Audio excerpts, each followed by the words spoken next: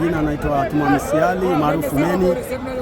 Kwa kweli mchezo ulikuwa mgumu, lakini tunashukuru tumepambana kama timu ya zimamoto kwa ujumla.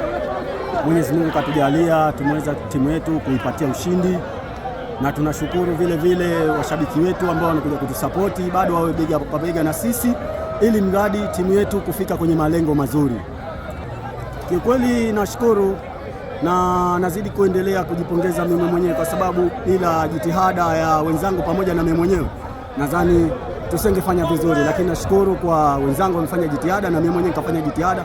Nashukuru kwa kutokezea timu yangu kuweza kuchukulisha pointi 3 mechi ya leo na kuzidi kuiweka kileleni timu yangu. Wadau wa zimamoto na wapenzi wasichoke, wazidi kutupa kampani na wazidi kutunga mkono, bali sisi kama wachezaji wa zimamoto tuko bega kwa bega na wao na tuko pamoja na wao, na tunawaahidi timu yetu kupata ushindi na kuchukua ubingwa mara hii. Kwa hiyo wasiwe na wasi, waje kwa wingi kabisa kuiangalia timu yao zimamoto.